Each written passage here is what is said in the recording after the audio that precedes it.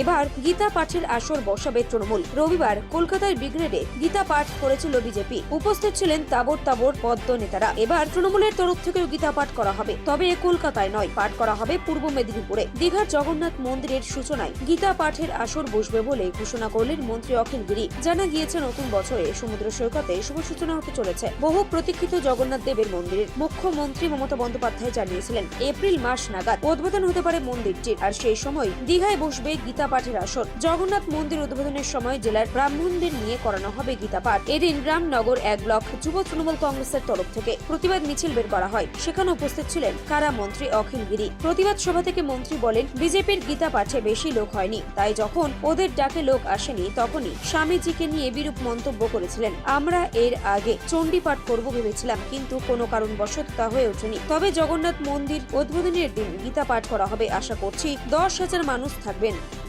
আমরা গীতা পাঠ আমরা এর আগে চণ্ডী পাঠ করবো বলেছিলাম, কিন্তু চণ্ডী পাঠটা আমরা করতে পারলাম না, যে কোনো কারণেই হোক। আমরা যখন জগন্নাথ মন্দির উদ্বোধন হবে, আমরা ওখানে আমাদের জেলা থেকে, আমরা শুধুমাত্র জেলা থেকে ব্রাহ্মণ যারা গীতা পাঠ করেন তাদেরকে নিয়ে এসে সেখানে উদ্বোধনের দিন আমরা গীতা পাঠ করাবো।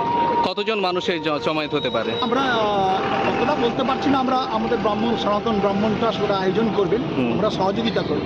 তবে 10,000 আমরা 10,000 টার্গেট করছি। এটা কি বিজেপির পাল্টা আয়োজন মনে করছেন? পাল্টা নয়, এটা পাল্টা নয়। আমরা জগন্নাথ মন্দির উদ্বোধনের দিন চণ্ডী পাঠ তো হয় না, এই জন্য গীতা পাঠ। মন্দিরের প্রস্তুতি কতটুকু, কবে নাগাদ হতে পারে? দুরন্ত গতিতে কাজ চলছে, সেটা কাজ শেষ হলে কবে উদ্বোধন হবে মুখ্যমন্ত্রী জানেন। উদ্বোধনের দিন আমরা এটা আয়োজন। মারিসদার রেখা গিরি, যিনি তৃণমূল কংগ্রেসের প্রার্থী ছিলেন, তার বাড়িতে রাত্রে আগুন লাগিয়ে দেওয়া হয়েছে গতকাল রাত্রে, কি বলবেন?